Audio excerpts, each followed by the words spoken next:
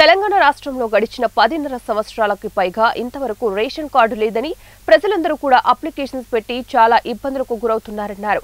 Ration కార్డుల వల్ల ప్రభుత్వం నుంచి వచ్చే అన్ని పథకాలు ముడిపడి ఉన్నాయని జయశంకర్ భూపాలపల్లి జిల్లా ఆమ్ ఆద్మీ కన్వీనర్ నాకుల అరవింద్ అన్నారు.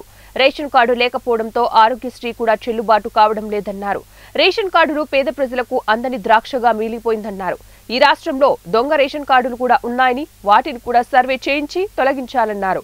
10 సంవత్సరాలు పరిపాలించిన టీఆర్ఎస్ ప్రభుత్వం ఒక్క రేషన్ కార్డు కూడా ఇవ్వలేదని, కొత్తగా వచ్చిన కాంగ్రెస్ ప్రభుత్వమైనా వెంటనే స్పందించి రేషన్ కార్డు ఇవ్వకపోతే ఉద్యమం తీవ్రతరం చేస్తామని ఆమ్ ఆద్మీ పార్టీ ఏఏపీ జయశంకర్ భూపాలపల్లి జిల్లా కన్వీనర్ నాగుల అరవింద్ అన్నారు. దాదాపు 8 నెలలు కావస్తా ఉన్నా ఇంతవరకు కూడా ఒక్క రేషన్ కార్డు ఇవ్వని పరిస్థితి ఉన్నది. మరి పేద ప్రజలకు అందని దాక్షగా రేషన్ కార్డు ఉన్న పరిస్థితి ఉన్నది. మరి 11 సంవత్సరాలుగా ఎంతమంది పెళ్లిళ్ళు అయ్యి ఉంటాయి, ఎంతమంది రేషన్ కార్డులకు అప్లై చేసి ఉంటారో ప్రభుత్వం మీద ఆలోచించాల్సిన అవసరం ఉన్నది.